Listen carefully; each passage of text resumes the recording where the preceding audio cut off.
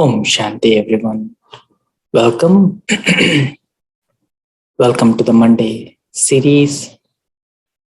So, every Monday, we invite a special yogi who have been following this path of spirituality for a significant amount of time so that we get to hear, not only hear, but at the same time, as we listen, there's something within us that gets invoked. So just reflecting on this one point, if you actually see, most of you have been with Baba, with the Brahma Kumaris for a while. And if you actually see, so people who we live with the longest would be BKs. Right from Golden Age onwards, we are all in this together. So you may share something with somebody else and they can respond back saying that, yes, I understand what you're going through. I can feel what you feel, right? But you never know what exactly did you feel. You never know that did they really get what you felt. The reality is you'll never know because you'd never experience what they have experienced. But the only thing is you can come closer to their experience. Right? And who can understand the experience of a BK better than a BK? Because they have lived through most of those experiences for a long period of time. It's not only that, but the depth of that experience can be shared only those who have gone into those steps. Right? And especially if you remember, one of the practices that we do in Raj Yoga meditation is practicing 5 forms. And Baba says that spin the cycle. And then when you're spinning the cycle, what you're trying to do, you're trying to invoke that deepest memories which are ingrained within us. Right? So that is exactly what we are trying to do. So when every Brahmin, Baba always emphasizes how to have a collective yoga. What happens when we sit collectively and have yoga? And yoga is nothing but just remembering.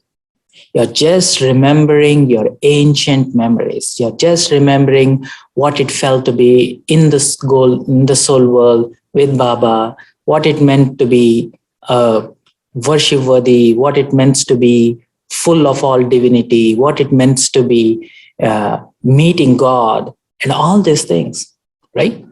And so the best way to invoke is share your experience. One of the biggest service that we do is share the experience. And on the same side, when we listen with our own heart, listen with our own awareness, something deeper within us, it gets invoked, right? So that is one thing. And other thing is, this is the time to get to know your family. You will never know who you are living with in Golden Age. Now is the only time you get to meet your family as they are with full awareness, right? And this is the opportunity that we have to meet with our own family. I want to invite Sister Sneha. She is the right hand of Gita Ben, holding the fort when Gita Ben is stepping up and taking the high responsibility, right? And this is a beautiful time to get to know our own sisters and brothers, our own family. And Sneha Ben, by profession, she's from IT profession. She's a data analyst and having an analytical mind. She's a person of heart, right? And most of you know that she has that sweetness in. She has so much love for Baba. She expresses that love for Baba to others. She conveys with so much sweetness. And something that comes with sweet and soft and pleasant, it goes right into the core, right? And without any further ado, I want to invite Sister Sneha. Welcome, Sister Sneha. Love to see you. Thank you, Harsha Bhai, for that warm welcome. And thank you for having me here today. It's lovely to be here with all of you. I I remember when Harsha asked me for this talk, and he was like, "You need to share for more than an hour." For a few seconds, I was like, "Oh, that's going to be a lot of sharing." And I'm not a person who talks so much, really. Of course, Gyani things you go on, but your own personal stories don't go that long. But definitely, like Harsha said, it's to know each other, and through our own experiences, we connect and we connect to Baba. So we'll share the experience I went through, how I came to Baba, and how the journey took off. So I'll start off with my childhood days, because that was really the time when I was introduced to Baba first. And this was when I was maybe 10 or 11 years of age.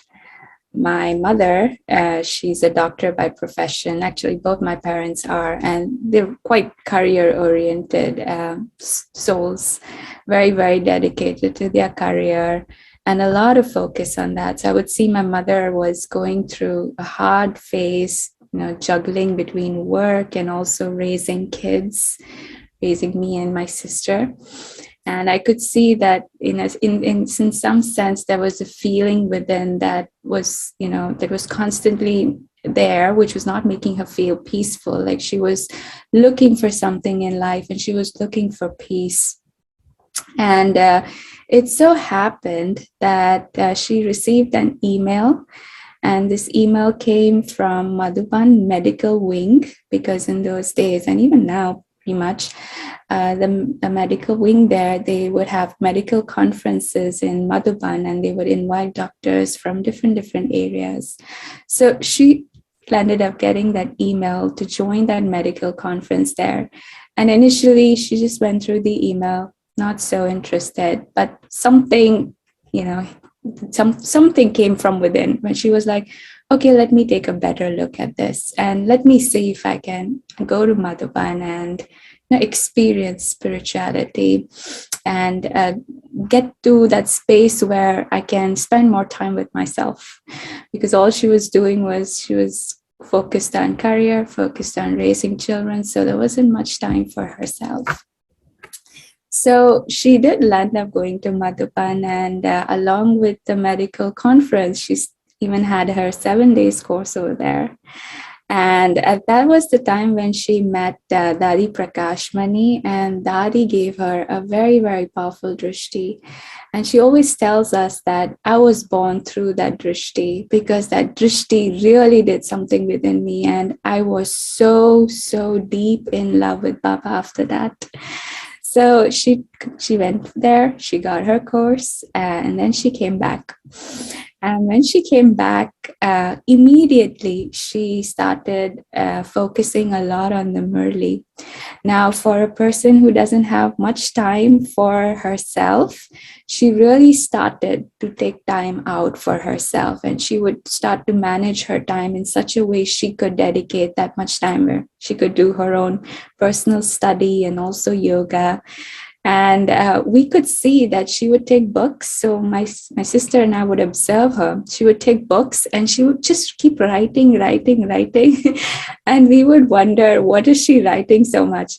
And next to that would be another book, not book, but a few pages. And those pages would be of the Murli. And she would literally write the whole Murli down again. She would read it, and then she would be writing each and every word, and the whole Murli was written. So she was so intoxicated at that time. And for me to see that, and my sister were like, oh, what's happening to her? She's so dedicated, and she's really taking so much time out. And we could see the changes that were coming in her. And that's why when Baba says, the best service you can do is just with your behavior, just, what you're doing, your actions, people watch it, and people are intrigued that how come, for a person who was so much running around things is now stable, and she's just sitting peacefully in one place and taking so much time to learn something which is now bringing her a lot of peace. So we would see her, And the interesting thing was that when she would do the Murlis, when she would read them, she was not so good at Hindi. So, and of course, at those days, there was no Google. You wouldn't get the meaning out from Google. So what she would do is she would ask my father to join, and she would have these words, and she would be like, "Tell me the meaning," because my father has a better hold over the Hindi language. So then even my father would get involved, and both of them were having the Murli and looking at the words and trying to find out the meanings of certain words in the sentences. So it was just, for us, it was just something new that we were watching some new scenes. But definitely there was the feeling that this is really helping her. This is really giving her the peace that she has always looked for, and it's bringing her contentment. And the contentment was really coming because of acceptance. She was accepting things around her now, and she was more at peace, and not running around for things which she was before. So that's how it started. And then, of course, if your mother is, going in Gyan, she definitely does share points of Gyan. So even we used to listen to a lot of points of Gyan at home. And pretty much we got our 7 days course just by listening to, a few talks every day from our mother. And then there was a time when my mom was like, do you want to come to the center? We'll take you there. We'll do some meditation. You meet the sisters, and you should even do the course with them. So she asked that to all of us, my father and the two of us, the two sisters. So we were like, okay. For me, the timings for the course did not match because I had some other class to attend at that moment in the evening. But I was like, okay, I'll come when I get a chance for sure. So we landed. So it so happened that my father and my sister, they started doing the course. And one day I also came in. It was, I think maybe the second or a third lesson. And I also came in, and I came to the center, and I went to the class where we were all sitting together, and the sister was giving the course. And that day I had actually gone through a certain scene with my friend where we had a conflict. So I had a lot of thoughts running in my mind about that whole scene that happened. And I was not listening too much to what was being spoken, but I was a lot within myself thinking about why she did this, why she did that. And I remember as the course was going on, the sister, she just looked at me. She, while giving, she just looked at me and she paused. And there were a few seconds of silence where she just looked at me. And then she said something which was very, very relevant to what I was thinking at that time. And she spoke about how sometimes you feel that people are not understanding you the way they should. Because of those misunderstandings, they assume you to be of a certain kind, which you really aren't. And then you try to justify, but still sometimes things don't work out. So it was so relevant to what thoughts were running within me, that I was a little surprised. I was surprised that, oh, how come she's giving me the exact answers, or how she's connecting with me so well based on what's going on within. And the moment she said that, after that, I was able to put all thoughts aside and start listening to her, because from within it came, she has something really meaningful to share with me, and I should focus. So that's the time when I started focusing and I started listening more to what was being shared. And then after the class got over, she asked all of us to go outside, and there was a group meditation going on. She was like, go ahead and join that. So we all went and we sat there, and it was, I think, a good half an hour of meditation. And while the meditation was going on, everyone was focusing on Baba, the point of light. But we two kids were looking all over the place. We were looking left, right, what's happening, what is everyone doing? And we were seeing that there were different patterns. Some were closing their eyes, some were keeping it open. So it was pretty interesting to see how people were meditating differently. And I looked at my mom, she had her eyes open, and I'm like, this is quite interesting that you can even meditate with your eyes open, because when you keep it closed, naturally you don't know what's happening around. So, and you can visualize things more when you're keeping your eyes closed. But to even visualize with your eyes open, to even keep yourself away from the distractions with the eyes open, I found that very, very interesting. And I was like, this is something, which will really be helpful, because then we can meditate while we have the eyes open. So that was the scene that happened at that time. And then slowly, we would hear from our mother, especially talking about knowledge, and she would keep calling us that, come listen to the Murli. But at that time, we two sisters and even our father, we had a lot of other things going on, and so the seed was planted, but we were on our own journey at that time, trying to do other things. So we told our mother that we'll definitely come to the center whenever you tell us to come. We really enjoy what you do, but I'll do it later. I told my mother that when I become 40 years of age, that's the time when I will become spiritual. I will, go into this path of spirituality. And then she was like, why? And I was like, well, you saw at the center, everyone was about 40 years of age. I was like, I was the only child, me and my sister. There's all people about 40. So I will come after 40 years of age. And my mother just laughed at that time. And she was like, well, meditation teaches you how to live your life the right way. Do you want to wait till 40 years after you've really lived a major portion of your life and then go and then come to this path? And I was like, okay, I'll think about it. So like that, days passed, years passed. Then there came a time I was in university. I was studying engineering. It was the third year, and in the third year you usually make preparations if you want to do further studies, especially abroad, overseas. You take certain exams. So everyone in the class were preparing for those exams. And even I asked myself that, do I want to go abroad for further studies, or do I really want to stay back home? And one thing, what really was very deep in me, was that I want to become independent in the sense I want to come out from the comfort zone, because with family you're pretty much in the comfort zone, and you're everyone takes very good care of you.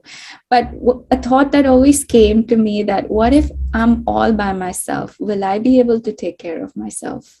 Can I stand on my feet all by myself without any support? So that thought used to always come within me, and I always wanted to explore that. I always wanted to experience that, where I'm just by myself, and how much can I do for my own upliftment. Will I be able to survive just by being alone, not having any family support around, and being in that comfort zone? So a thought used to come from within, that let's go overseas and study and experience that life. And so I started preparing for that exam in order for us to go overseas. And the exams were done, and enrolled for colleges, universities, for masters in United States. So we were filling all the applications. And as after the applications are done, you have your visa interview, right? And then once the visa interview is done, that's when you get your student visa and you can actually come to the country. So everything was done, and I had to come to for my visa. I had to go for my visa interview. So the day when I went for the visa interview, something within me was not feeling good. Like I wasn't feeling comfortable. I just had that certain vibe in me that things are not going to go well. And that's exactly what happened. For some reason, my visa got rejected. And that was the first attempt. And that was it. And I came back home and I was wondering that what exactly went wrong. Everything was fine. Even the questions were answered as per what the interviewer asked. What went wrong? And there was this feeling of of course you were feeling upset because you have certain you have certain like path that you've caved for yourself, that things will happen this way and then this will happen, so you pretty much had one path laid out in front of you, but things didn't go that way. So so then that was one thing that really got me shaken from within. And then my parents were like, oh, don't worry, try again, go the next time, things will be fine. And then again, went for the next time. The next time also it got rejected. So then now that, I was really feeling very low because everyone else was going, all my friends who we graduated, they were leaving and I was still there wondering now. I had a job in hand, but I was really wondering what I want to do, because in my heart, I really wanted to experience that freedom or that independence. And I also felt that I will learn a lot when I step out. Step out from just being in the comfort of being around the family. So those thoughts were going, and at that point I was really sad and I even was depressed. And I was barely talking to anyone. I was pretty much by myself. So my mother at that time, she really encouraged me that it's time for you now to take meditation seriously. It's time for you now to explore the spiritual path, because it will really help you when such situations come in life. So at that time, I felt I was much more ready than before to explore this path. So I did the course all over again. And this time I did with a sincere heart and with full attention. So I went to the center and I did the course. And at that time, somehow there was such magic that Baba was helping so much at that time through just the words which were being spoken, that I would feel very, very energized. I would come back and I would feel a sense of strength within me, which I hadn't felt for quite a few days. And so I would go regularly and the course was done. And then I even started attending the Murlis. And even the Murlis would pay full attention, make notes. So it was just a very fresh start towards this spiritual journey for me. And this time it was coming just from myself. No one's forcing me, no one's pushing me that you should do this. It was just coming from myself. And I was, at that time, I really realized that what it means that, seed is planted and now the seed is growing because your own interest is developing now towards that path. And the own interest is really that brings in the zeal and the enthusiasm needed. So anyways, that happened. And then slowly and soon after we did the course, there was a trip to Madhuban and our region was going. So my mom was like, why don't you come? She and my sister both were like allowed to come with my mother, and we went to Madhuban. And we went to Madhuban, we attended Bab Dada's meeting. And one thing that happened was that when the course was given to me, it wasn't mentioned to me that drama was fixed. Okay, and that part I never knew.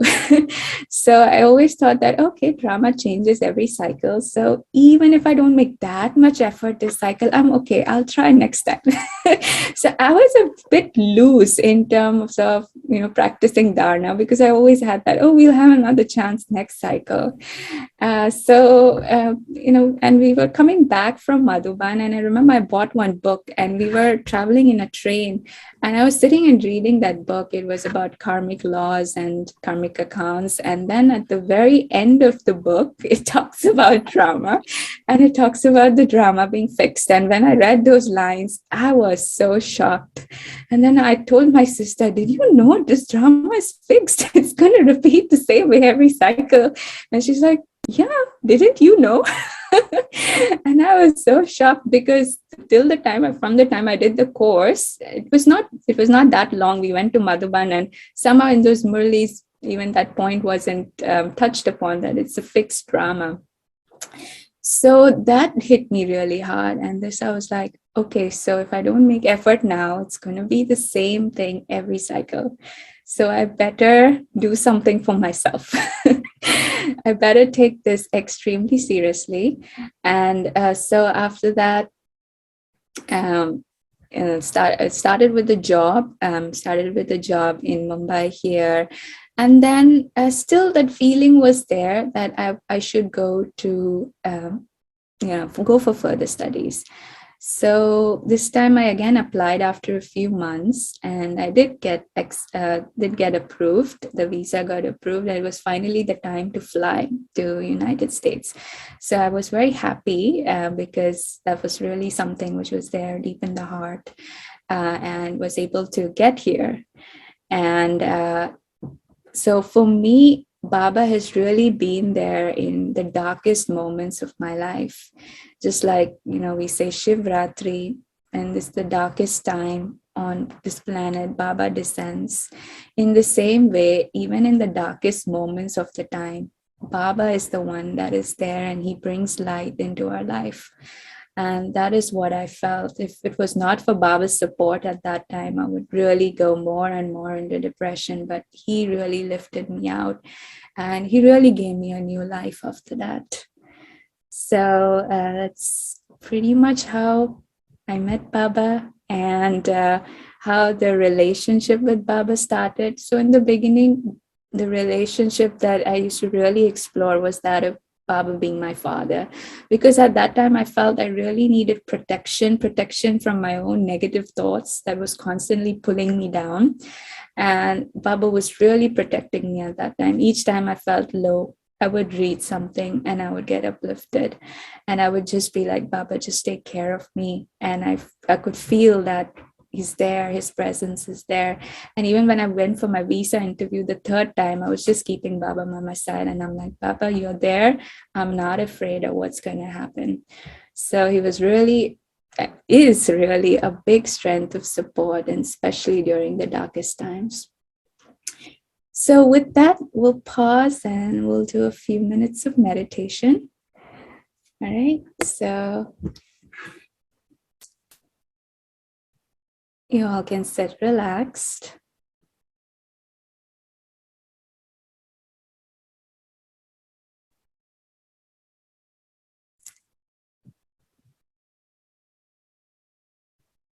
There are times in our life that we have experienced where we have felt that we have hit the rock bottom.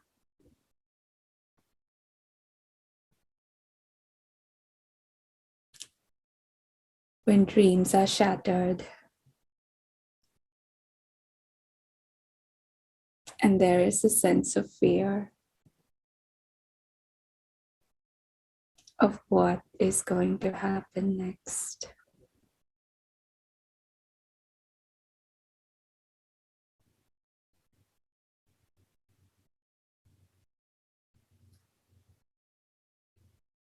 But in such times,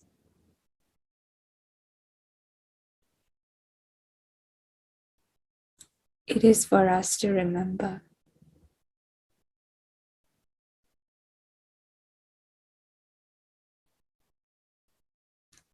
that Baba, the Supreme Light,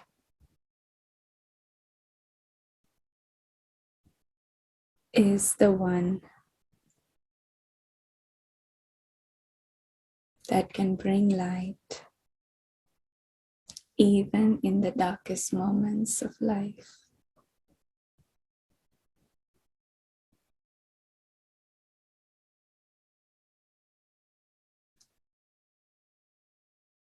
These darkest moments bring the greatest opportunities.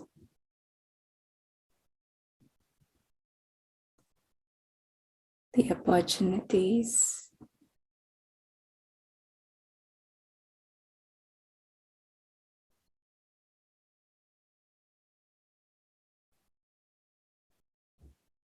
to give everything that's in our heart to Baba.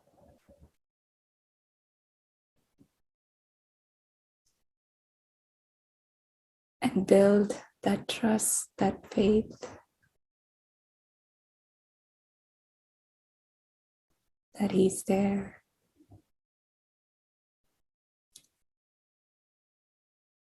And He's taking care of me.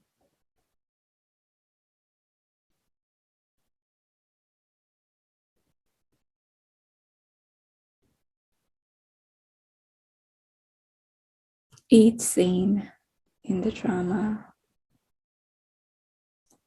is only taking me closer to Baba.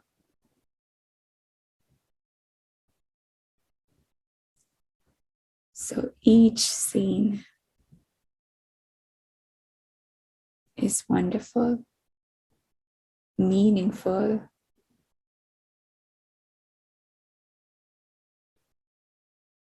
and when we realize the deeper meaning behind these scenes,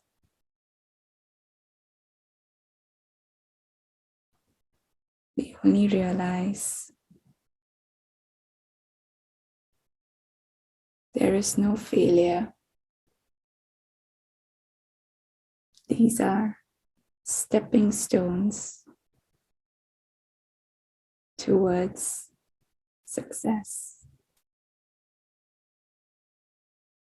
towards strengthening our connection with Baba.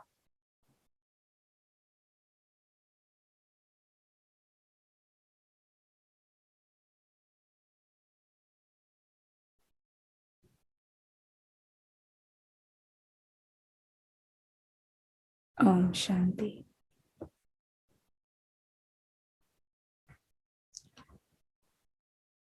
So that was the scene that happened, and then after that, I came to the United States, and I came to Dallas to study my master's, and that's when the next phase started of developing another relationship with Baba. So when I came to the States and I was studying in Dallas, of course, at that time, you're living with roommates, and they also adopt to a certain lifestyle after they come to this country, and sometimes the lifestyle is quite different from the lifestyle you have, and sometimes the lifestyle even changes completely from what they were back in India to what happens in this country. So I could see the changes in a lot of friends and me. And they were a lot into partying. They were a lot into staying awake the whole night and loud music and so on and so forth. And I used to live in the same house, same apartment with them. So on one side, there was huge partying going on. And on the other side, I was in another room, just by myself, trying to experience silence and trying to be with Baba. So those were, again, some testing times for me, because Like I said, it was about getting out of your comfort zone. It was being in an all new in a new country all by yourself, and trying to sustain yourself spiritually, and also exploring different things that's happening in your life now in terms of studying, in terms of career, and so on. So at that time, I really, really realized the importance of that scene in my life when my visa was rejected. Because I realized that if my visa wasn't rejected and I would come into this country without having so much faith in Baba, which I had now, I would have been easily influenced by the things that were happening outside in my life, in the surroundings, the influence of friend, the influence of a different lifestyle, everything was there.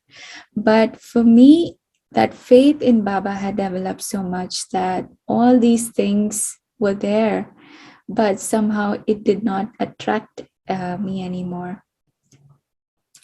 And I would always stay very, very grounded, happy to just be there for others, happy to help.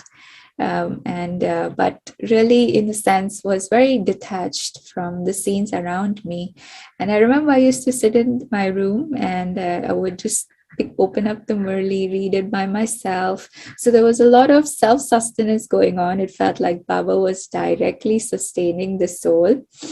And even in the mornings, Baba would wake me up in the morning, and I was able to sustain and even follow the daily routine that we do as Raj Yogis.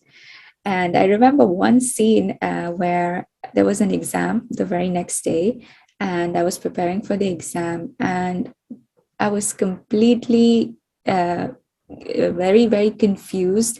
And I felt like I was forgetting everything that I was reading. Like I was reading, I was going to the next few lines, I was forgetting what I read in the last page.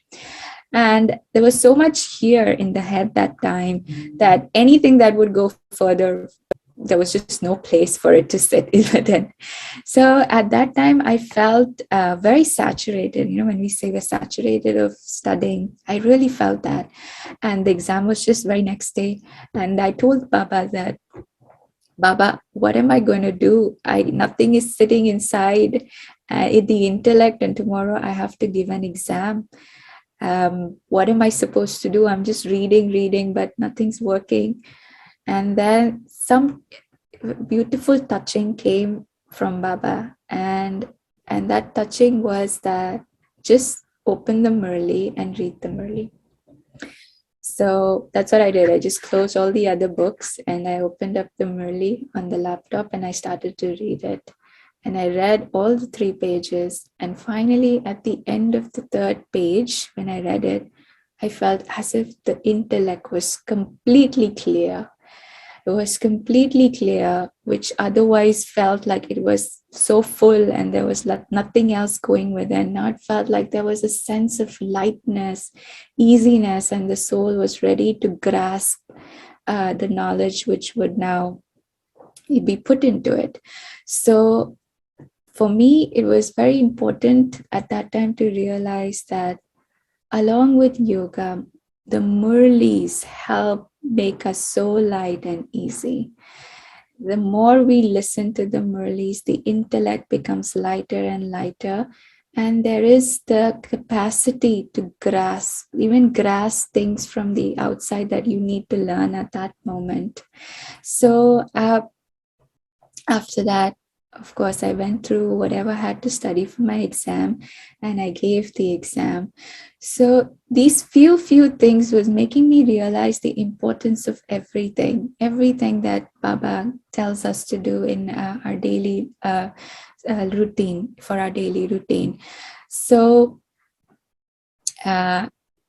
so I remember at that time when my mother used to call and she used to ask me, and our conversations now started becoming very, very spiritual and inclined towards knowledge. So we used to talk about Murlis, we used to talk about yoga, and our conversations were always so uplifting that it felt like it was just such beautiful sustenance coming from Baba, from from even my mother, and directly from Baba as well.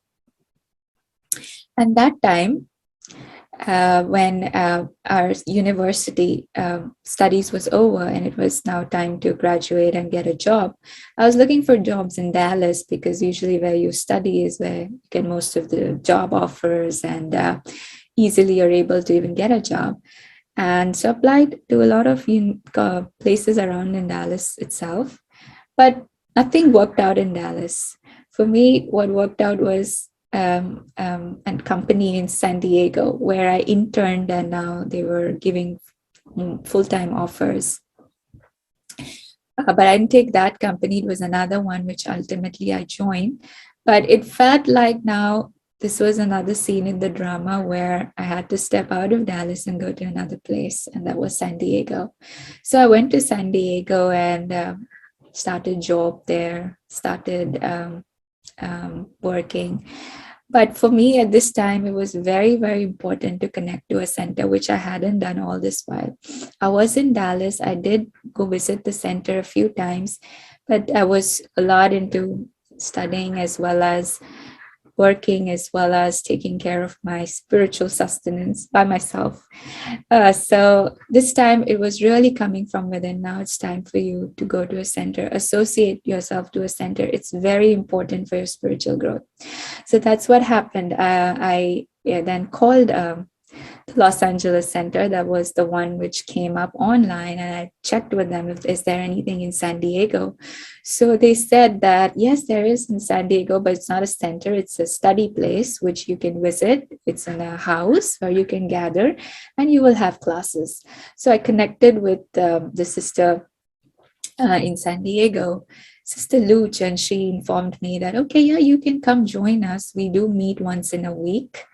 And the place where they meet, they shared the address. So I took a cab and I went to the center. I mean, not center, but the study place. And that study place is quite far from where I was living. So when I took the cab, it was quite early in the morning because I was going for the Merli class. So the cab driver asked me that, where are you heading towards? I was like, oh, I'm going for a meditation for a meditation class. And he's like, you're going this far for meditation? You can do it from home. And I was like, well, I have been doing it from home, but it's a lot more powerful when you come into a gathering and do it together. So I'm now exploring more of that. And that's how the conversation started. And, shared a little bit about that meditation to even this brother. And I remember he dropped me and he's like, there's really something in this meditation. So you're really doing something right. So I was like, yes, that's true. And many times that happened after that too, that whenever I used to take the cab ride, as we have conversations, they would always ask, and then I would start sharing about knowledge. So I felt like that gave me an opportunity to interact with souls and even, give message, about the importance of this. And then we started having more and more classes in San Diego. But my heart always felt like I wanted to be close to a center. I wanted to be close to a center. And that thought kept ringing within. So there was one point when I asked my boss that, can I move to Los Angeles? I'll work from the office there if you want me to work, but I would prefer being in Los Angeles. And I told him that I have family there and I wish to be there. So when I was going to tell that to my boss, before that only, I was like, Baba, please make sure this happens, because the heart really wants to be close to where the center is. So I told the thing to my boss, and my boss didn't ask any questions. I was actually shocked because I thought he would prefer me being in San Diego where the team is, rather than me stepping out and going to another city. So, but he didn't say anything. He's like, it's okay. You can do your work from Los Angeles, and you can go to the office there. So I was very happy at that time that I would go to the center. I would be close to the center now. And I took a place which was close to office. And then I could go to the center more often now than before.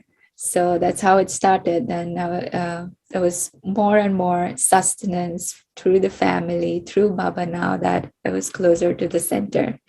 But still, there was this one fear that was in me, because I wanted to even take the next step of going and living in the center. But there was a fear that was in me because I'm more of a person who's quite introverted more than extroverted. I'm not much of a talker, like I said. So I really enjoy the personal space that I get. And when I was living by myself, I would have that personal space to do what the heart would feel like doing. And I felt like, okay, if I'm in the center, then I'm always surrounded by people and guests come, visitors come. Will I get the time that I need for myself, that personal space? So that thought used to always come. And I used to tell Baba that, Baba, the heart wants to be in your home, but this is the thought that keeps coming. So I'm going to give it to you. And you can help me figure out what needs to be done next. But anyways, it took me time. I was living where I was for quite some time. And then things happened. And there was one scene which came in the drama where now it was again related to visa. Somehow I have a lot of karmic accounts there when it comes to visa, I believe. And the student visa was over, and now is the time to get the work visa. And for the work visa, usually you have a lottery system, and your visa needs to be pulled from that whole lottery in order for you to get the visa. So my company tried for my visa once, and it was not pulled in the lottery. And now the second time was really the last time. And usually at that time, the applications for the visa, whoever were picked up in the lottery, would be out by end of April. So if you have got your application has been taken out in the lottery, then you pretty much should get an email by the end of April. And so this was the last attempt, really. So I was like, okay, Papa, you see what needs to be done. But in my mind, I was really holding this strong expectation that it should happen. And there was this desire that, okay, it will happen and I'll be here. And it became, end of April was over. Now came the first week of May. No email. And then the thought started coming, okay, first week of May, nothing's come yet. Maybe we'll wait for a few more days. So waited for a few more days, still no reply. And now the fear started building in. Okay, what's going to happen next? If I have to leave, I have to go back, I have to start from the scratch. What all do I need to go? So all that, the thoughts of the future, the unknown started all settling in the intellect. And I was quite anxious, I would say. And a little tensed too. And I remember I would sit in Baba's room and I would tell Baba, I wish to be here. I wish to serve here. Tell me what, help me, guide me, give me some signal. So that's usually what the conversation would be like. But nothing was coming really from Baba. And inside, it was like tension was building up. And it happened for a few days, and now it became the second week of May, which is pretty much done case. So there was one time, and this memory is very, very special for me because it really taught me what surrender is. That I went to Baba and I'm like, Baba, I am done taking so much sorrow. I'm done making myself feel so miserable. For these past weeks, I have not experienced happiness. I've only been tensed. But now I sit in front of you and I'm just completely surrendering everything. It doesn't matter where I go because I know wherever I go, you will be there with me. You will take care of me. There will be plenty of service opportunities. I don't even have to think about anything. You will be with me. That's most important. So I just said that and I'm like, Baba, now I'm stepping out of your room and I will not create one more single thought about this. It's done. Chapter is closed. And then I remember with that determined thought, I stepped out of Baba's room and I'm like, no more thoughts. And actually, that full stop was put. Baba gave me that strength to put a full stop. And that whole evening, nothing I thought about it, something which I was thinking continuously for so many days. There was not a single thought coming up from that perspective. And I was just being easy. I was just being light, and I was just enjoying that. And then that day passed, and next day I come to office, and around noontime comes an email that your application has been picked up in the lottery. And at that moment, I was pretty calm, and it was not a sense of excitement, but I was pretty calm. And I realized that truly, when you surrender to Baba, your wishes are fulfilled. But an important lesson learned through that don't expect, just give to Baba and the best will happen. And don't be inclined towards a certain result. Just be very open to what drama has to present to you. And that's really surrender. You give and you're done. You're not thinking about it anymore. Not a single more thought about it. So when that happened, I was like, okay, Baba, this really means what surrender is. And now I get it. Now, henceforth, given to you, not a single thought that will be, I will be thinking about. You will handle it. I know. I have the complete faith. So that was about this scene. And then again, the thought was always there that, let's go live in the center. So I used to think about it, and I used to talk to Baba. And at that time, Baba was really a best friend for me, because a lot of the things I would share with Baba as a friend, I would joke with him. I would even complain, but in a sweet way about things that was happening. And I used to always tell Baba that, Baba, if I come to your center, give me space. Give me that personal time for myself, because I really need that. Yes, time with others is important, but time with the self is also very important, and I value that a lot. So please make sure I can maintain that balance of self-service as well as the service of others. And with that thought, I was holding on, and I was just waiting for it to really come from within, because even now there was a mixture of other feelings going on. And I gave myself time. I gave myself time to sort out whatever pending more emotions was there within, so that when I moved to the center, I don't feel that I made a decision out of haste. And I did it out, with full understanding, full clarity, and from my heart. So, and then came the time when this whole lockdown started. And when the lockdown started, you anyways had to work from home. That was the time when Baba was like, go live in the center. You will get personal time. You can do your work, but go live in the center. So I just told Geeta Ben that, I want to go live in this. I want to come live here. Geeta Ben, who's the senior center coordinator here. And she was like, yeah, sure, come. Now that you're working from home, you can just be in the center the whole day. And so I came here and started living at the center. And I felt that it was giving me so much power just being in Baba's house the whole day. Because when you're out there, a lot of things just take your energy away. But here, your energy stays preserved throughout the day, because you're so in an environment where the energy is so powerful. And I could feel I could spiritually sustain myself much, much better when I was just here working from home than I was stepping out and going to work.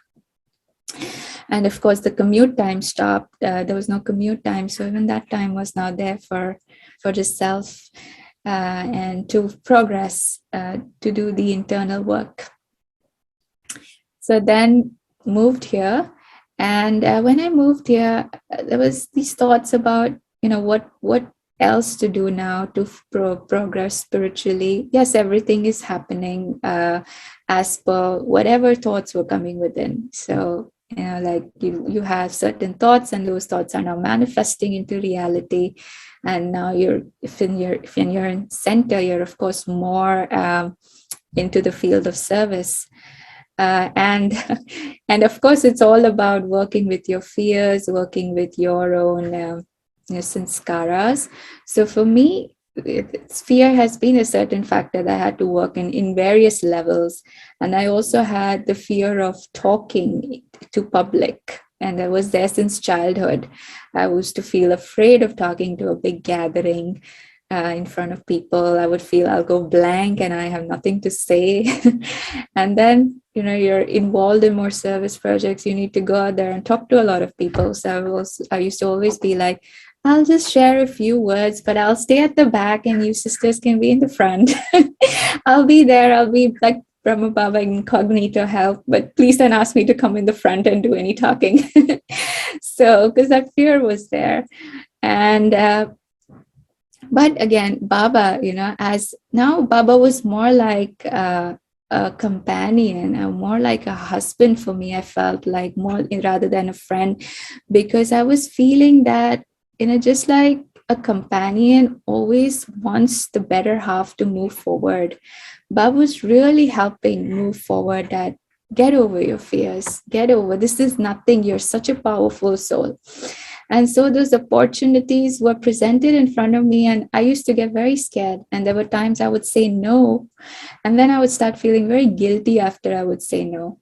That why did I say no? Baba's trusting me. Why can't I trust myself?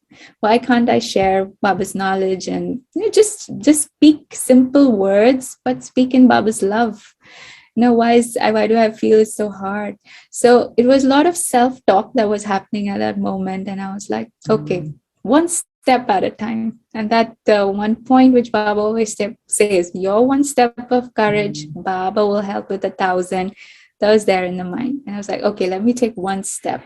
So then slowly started sharing, with people, and then more and more. And it just felt like it gets easier and easier. It's more like you just do it in Baba's remembrance. You will get the strength. So it was helping remove all those layers of insecurity, layers of I'm not good enough at doing this. And it was just more like Baba's there and Baba's going to share. So I just have to be very easy and light wherever I go. And most important, always have a cheerful face, which Baba always says in the Murli. So just be very cheerful and light, and service will happen. So with that thought, would just go wherever Baba would ask the soul to go. And so that relationship which was within Baba was really helping me move forward, that of a companion, just for taking you in front. So I'll pause here again, and we can do a little bit of meditation before we move ahead. So again, sit back and relax your body.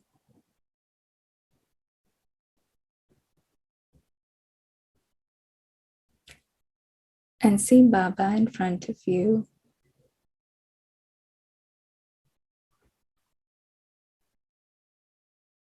As your companion.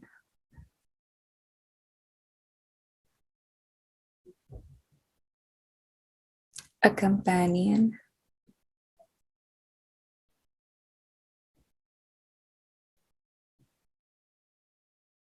who I have been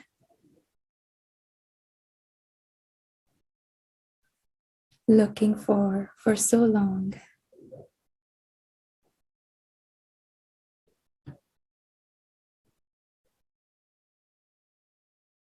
The moment I say Baba from my heart, Baba's there in front of me.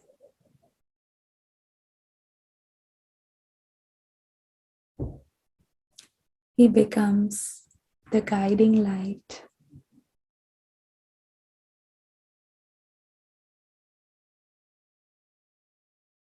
and shows me the path.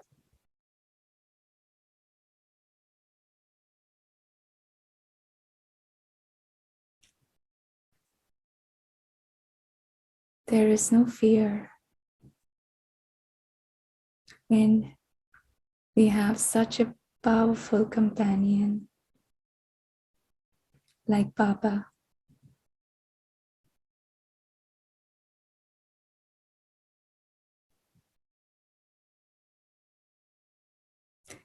There is no one who can understand us better than Baba.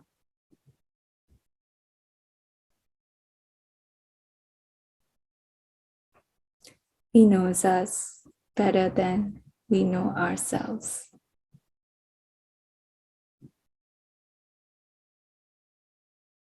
And He brings out our potentials, our strengths.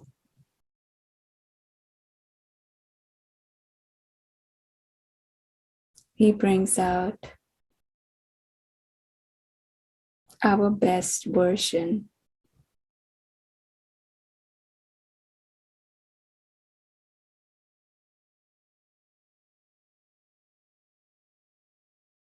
So before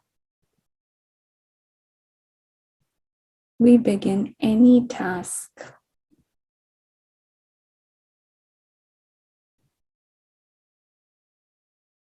just remind ourselves, my companion is with me.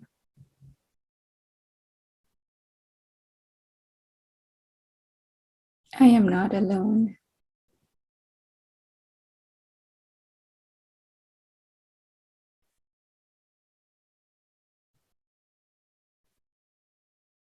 He is helping. He is the one doing it.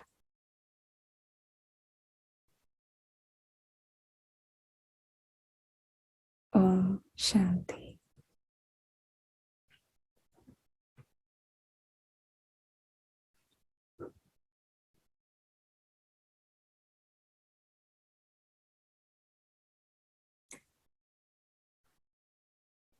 And so, and now slowly, that fear also, started to go away. And then I started to explore more relationships with Baba. But this one relationship that didn't strike a chord with me so much was that of Baba as a child. I would always wonder, how can I make Baba my child? Because of course now I could see Baba as a friend, I could see Baba as a companion, teacher, guide. But child was something very new to me. So one day I sat in Baba's room. I was just telling Baba, how do I see you as a child? You have to show me. And I just put that in front of Baba and I left the room. And then a few weeks later, what happened was we had a lot going on at the center, a lot of things going on. And I was alone at the center, just phone calls, meetings, this and that, and there was work. And so it became 9 p.m. in the night. And the whole day, I was just eating fruits and some leftovers from the previous day. And I didn't get a chance to cook something for Baba and offer Baba Bhog, which we do every day without fail.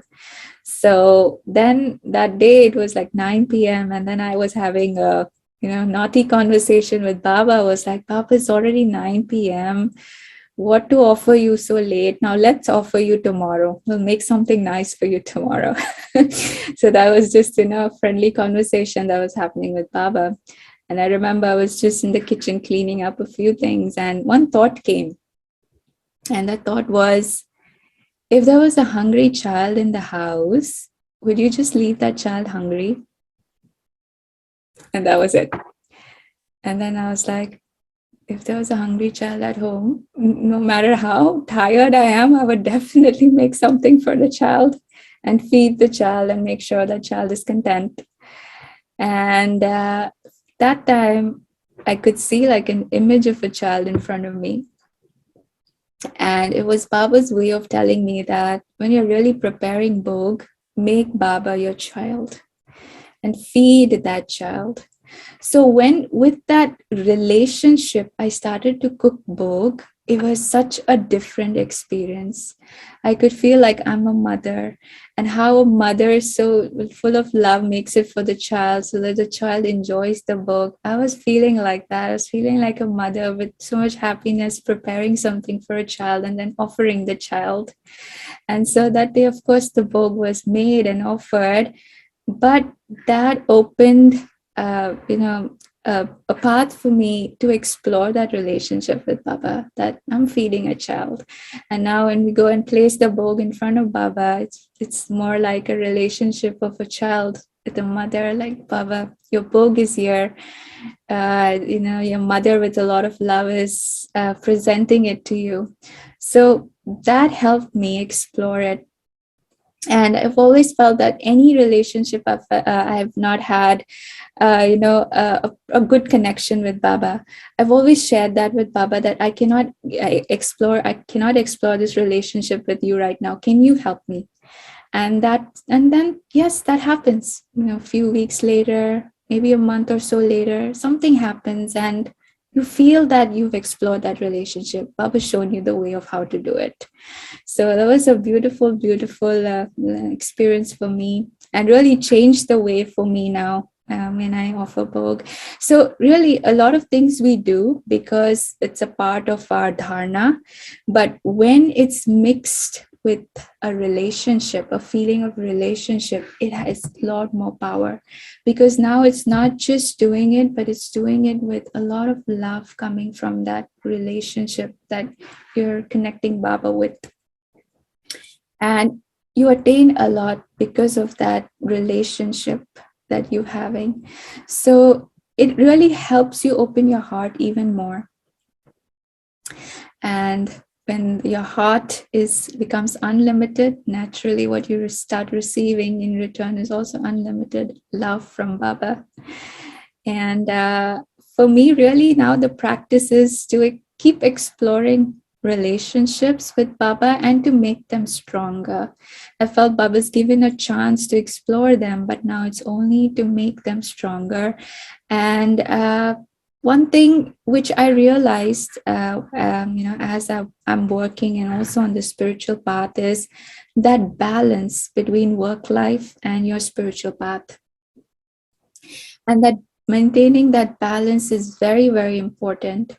And when in my initial days of my work, I would give a lot of time and energy to work. And a lot of people in my team, they are more like, they would want to do things at the very moment. So if you're given a certain project to do, a certain task to do, let's do it now. Let's do it now. They would stay awake till 10, 11 p.m. or they would wake up early in the morning at 4 a.m. I would start getting emails in the morning at 3, 4. And I would always tell Baba that this is too much, Baba. I'm working, yes, but really, I want time for both, and I want a balance. I want to strike a balance. And then Baba gave that message that you follow what is important to you. Don't look at others and get influenced by their doing, because I used to always look at my team. Everyone is working so hard, and I always felt like I was not doing enough justice. I was not participating so much because I would stop working at a certain time because I wanted to focus on other things.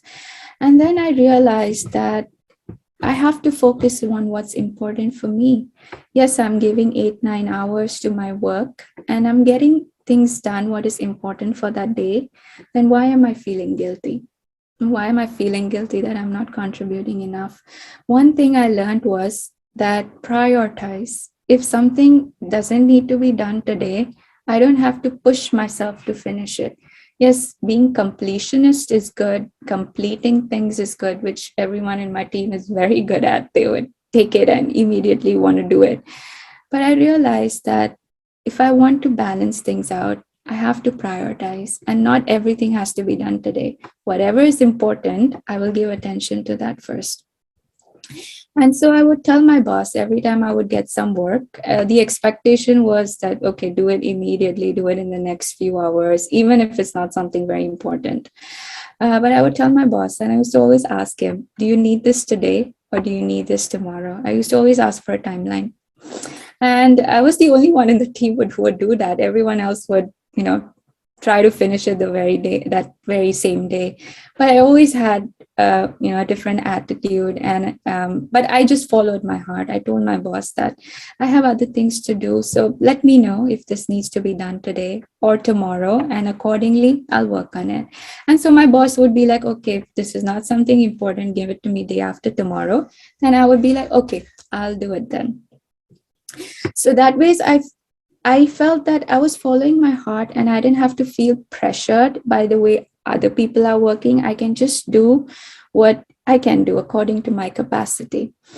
And even my boss, he pretty much got used to my way of working. And if there's anything important, he tells me beforehand. He writes it in the email specifically, Sneha, do it in the next few hours. So that I know that, okay, this is something important and I need to pay attention to, which is fine because I think my boss understood me and my way of working. And he also appreciated that, okay, let her, she's doing according to her way, but she gives time to what is important. So that ways, I was able to balance with the 8-9 hours of work and also then offer services in the evenings whenever required at the center. And even for the service in the office, I remember Geeta Ban, she very nicely shared with me that, are you serving those at your workplace? And I used to be like, well, I'm not sharing knowledge with them, but, through my thoughts, definitely I do send them a lot of peaceful vibrations. And she was like, you should do one step extra. Now, whenever you turn on your laptop in the morning, right? So, and this was what Dadi Janki had shared with Geeta Ben when she was doing her job in London, that the moment you step inside the office, just immerse all the souls in the office and give them a lot of powerful sakash. And she told me that now you're not going to work, but when you open up your laptop and you sign in, the moment you're signing in, remember Baba and just give a lot of powerful vibrations to all the souls in your office. And I started doing that and I paid more focus on that yes, let's give all of them sakash, give all of them light. It's like just like how current is flowing through the wires of all these devices, is light flowing everywhere and reaching all those souls. And it made me feel so much more charged before starting the work. And even when you send emails to someone, you usually write to this person, to this person. For me, the extra step of service here was whenever I'm writing the name of the person, I'm typing the name that's to so and so, to so and so. I would always emerge these thoughts that they are peaceful souls, they're very loving souls, very cooperative souls. And that whole email would be filled with that energy that you're peaceful, you're cooperative. And with that energy, that email would be sent. And many times it happens that at workplace, you send emails, they never reply to you, or they take a lot of time to reply. And, your work is stuck at that time, especially when you're communicating with different departments. But when I started doing this practice where you are peaceful, you are very cooperative souls, and with that energy, I hit send button, I felt the responses would come very soon. And really, they were very cooperative. Something which would take time for them to respond, they would respond sooner, and things would, be moving, the ball would be rolling. So it was really helpful. And even when, we had a complete system migration, we started using a new system in the company, and our team was basically responsible for creating that system and also maintaining it. We used to get a lot of phone calls from users just complaining that they don't like the system because anytime a change is implemented, people are not used to it and it takes them time. So they would call and there would be a string of complaints, and I would listen and I would like, Baba, you need to do something here. So Baba would be like, the moment you're lifting up the phone, just have the thought they are talking to Baba. they're talking to Baba, they're not talking to me. So I would lift up the phone, they're talking to Baba, and they are very peaceful souls. And with that thought, I would talk to them. And I felt like now, instead of complaining, they would more be like, can we have this solution implemented? I think this will really help the system, improvise the system. So rather than doing all their complaining work and then telling me, what would be a better thing to do, they would straight go to solution. They became more solution oriented. That, I would appreciate if you make this upgrade and introduce this change. So then we would make notes of those changes, so that we can then present it to the development team so that they can make further updates. So it was really like, whenever Baba's involved, you're always moving towards a solution rather than being trapped in the mountain of complaints or problems. And so really the invocation of Baba, every step, every task that you do, that was what was really helped keep that balance, and also serve to the vibrations to all of these souls. And now that's what the practice is really. The practice is that, in a very subtle way, keep giving vibrations, keep serving, and before every task, remember Baba, because completely it changes things when you are in that vibration, when you're with Baba. And when you are, especially when you are in the center, a lot of things are going on, and sometimes your intellect is in various directions. It's just pulled into multiple directions. But then at the same time, what's important, do that. What's important, do that next, take that next step. So slowly, even though a lot of things, like Baba says, Baba says, you have a lot of arms. It always feels like it's because so many things are coming your way all at once and you need to take care of all those things. But again, when Baba's there, okay, Baba, you're there, what to do next, and the help comes, and you know exactly where the attention is needed and where you need to focus your energy at that moment. So the practice has been now that every task, every moment, invoke Baba, take Baba's help. Baba, you're there with me, you're helping, and one step at a time. So that's pretty much been some few sharings from my end. That's nice, Sneha, when it's really beautiful. So especially some of the things I can relate with what you're sharing about the visa, office situation, and things like that. But what really caught my attention is when you're talking about, it could be any situation for any person. When your expectation is not met, and then when your emotions levels dip and you start questioning like why, and there is no answer for things like, okay, so your visa is rejected, there is nothing, it's nothing to do with your score, there is no clear answer why, right, for those things. And when things like that happen, we really dip, our emotions drip like anything, right? And for others, visa is not a big deal, but somebody who has invested a lot in that, it will be a big problem. I mean, it will hit them hard, right? For some people, it could be a relationship, when they have invested too much in a relationship and it totally is not as you expected to go, and then you dip into that levels, and then all of those things create all these fears and anxieties, and of course leads to depressions and stuff like that. But definitely when we take support of Baba, and when your inner state starts changing, there is no logic there, like, but it is more of your stage is changing internally, and then it is uplifting. So as your stage gets uplift, then your confidence in Baba increases and your faith increases and things like that, right? And especially when we are talking about relationships with Baba, it is sometimes I feel we talk technically like, oh, mother, father, brother, sister, But unless you experience for yourself, you don't know what you're talking about, right?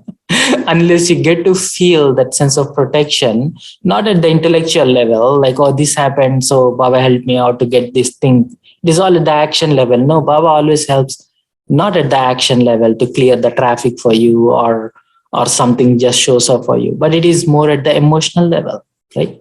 So when our emotions dip, and then Baba, when you think about, when you read Murli, or when you sit in Baba's room, something gets refilled, and that is what really takes us to the next level and build that relationship with Baba. Thank you very much for sharing, and I just quickly want to check in if there is any questions. See, Anuja has a question. Anuja, you want to share? Feel free to unmute. Shanti Sister Sneha, a very, very beautiful talk. I could also correlate to a lot of things that I face, especially the emails examples and a lot of things that you spoke about. So really thanks, because you showed the practical side of it and how to balance spirituality with your work as well. So in fact, you answered my question. Last time I had this question that how come you decided to live in the center, right? So you already answered it in this talk. So many thanks. So one question I had is that, of course, I'm on that journey, spiritual journey right now. But sometimes I feel that if you're invoking Baba before doing every small tasks also, then it sometimes reflects that you are little fearful inside. That's why you need somebody by your side, some supreme energies by your side, right? Like you are not strong enough to probably start doing that task, right? I know it's just my own perception.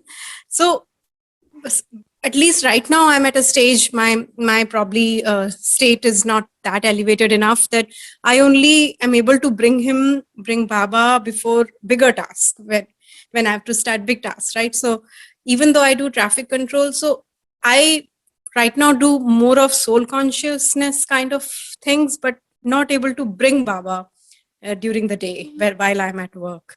So where am I missing it? Because I understand visa applications, relationship issues, these are big things when I need Baba. But for small things, what's your opinion on that? Well, it's the small things that will help you connect with Baba because most of the time we're doing small things during the day. Of course, these big situations and scenes also come, but during the day, it's really the small things that you do. And, when you keep Baba with you, you will see, even in these small things, you have the element of spirituality, which is very much required. Yes, just the act of drinking water, like for example. But if you charge that water, you put your vibrations, you remember Baba, and you drink that water, you feel the difference. You feel how energetically strong that water is, and that water will also help you as it goes down your system. So these are small things, but the more we invoke Baba for these small things, just even picking up and having a conversation with someone. Now, there's nothing to be afraid of for that. You're just talking to a friend.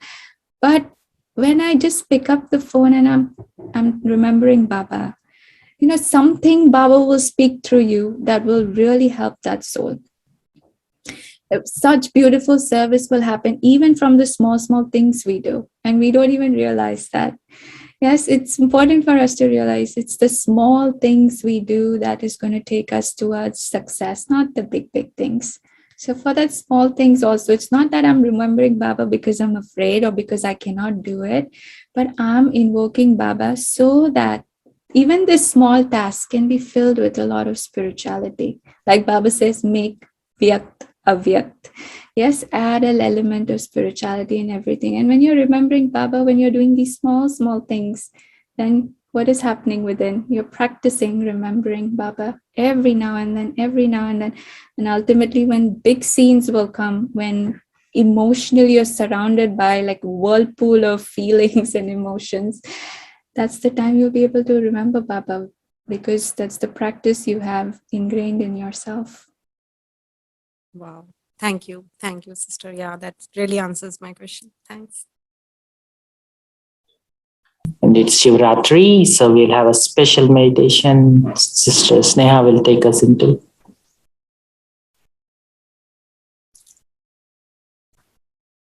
Om Shanti.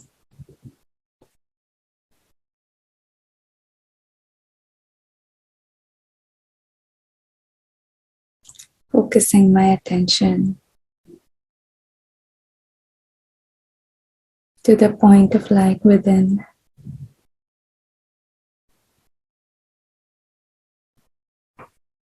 I see myself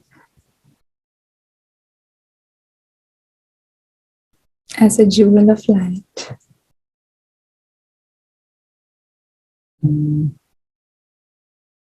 as a great soul, as Baba calls me.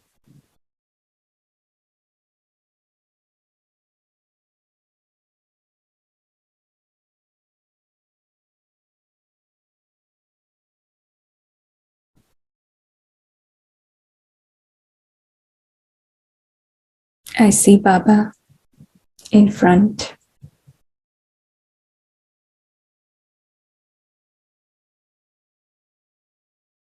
and from Baba I feel the love, the deep love, the sweet love that connects us so deeply.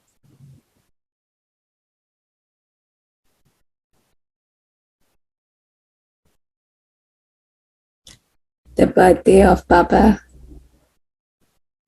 is the birthday of all of us children.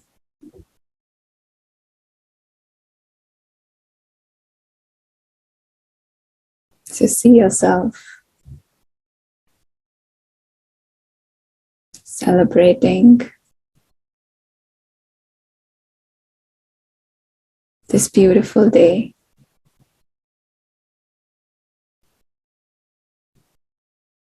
Where it's the birthday of the father and the child.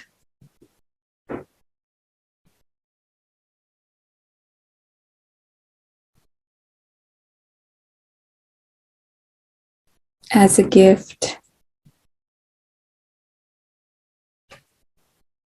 I surrender to Baba anything within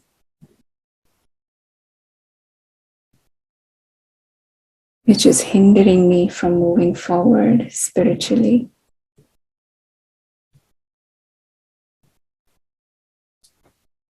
And in return,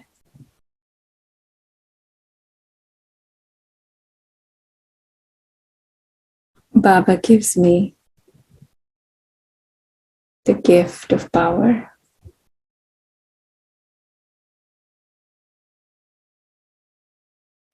The power to put a full stop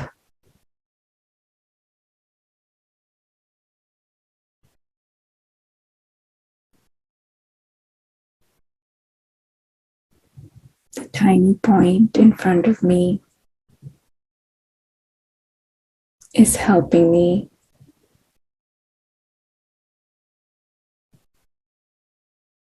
draw a point to my wasteful thoughts.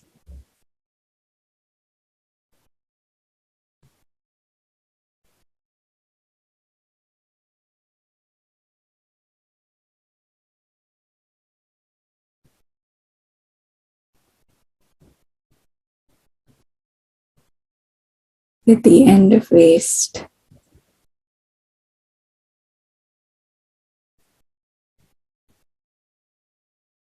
my own powerful form is emerged.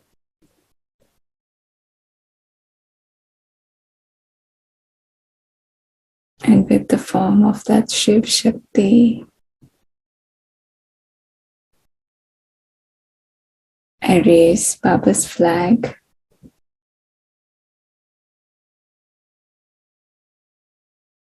and I hoist it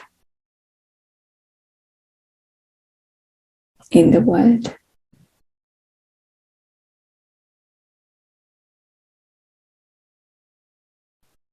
Om Shanti.